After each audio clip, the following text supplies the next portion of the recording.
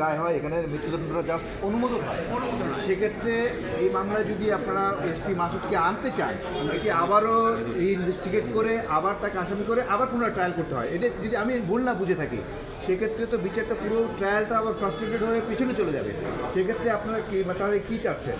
না, এসপি মাসুদের তারা এইটা আলাদাভাবে প্রসিডিংস শুরু করতে পারে অথবা এই রায়ের ভিতরেও ইনক্লুড করতে পারে। সেটা এপিলেট ডিভিশনে কমপ্লিট জাস্টিস হিসাবে সেটাকে আনতে পারে, যে কনস্টিটিউশনে 104 ধারার আওতায় সেটাকে আনতে পারে। কারণ স্বরাষ্ট্র মন্ত্রণালয় অ্যাডভোকেট হিসেবে অ্যাকশন নিতে পারে, কিন্তু এসপি মাসুদের অনুমোদন ছাড়া ওসি প্রদীপ এই ঘটনা ঘটাতে পারে না।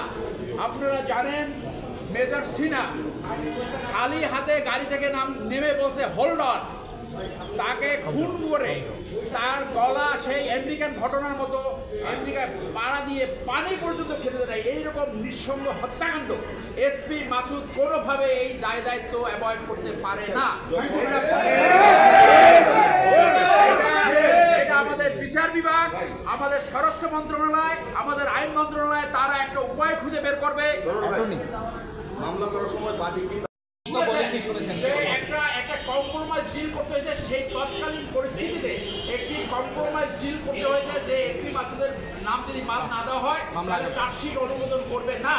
তো আপনার বিচারের ব্যাপারে কোনো কম্প্রোমাইজ করতে পারে না, ক্রিমিনাল লায়াবিলিটি কখনো কম্প্রোমাইজ করতে পারে না। হি ওয়াজ দি ডিজি র্যাব এবং ইনস্ট্রাকশন ছিল বেঞ্জিরের, এবং তারা বাধ্য করেছে, বাদী দিয়ে বাধ্য করেছে, এছাড়া আগাতে পারেনি। এটা কম্প্রোমাইজ করার পরেই চার্জশিটটা মুভ করে, এবং তারপরে রাওয়া আমাদেরকে ভেঙে দেওয়া হয়, আমাদের সেই অথরাইজ রাওয়া পরিষদকে, যাতে বিচার না হয়।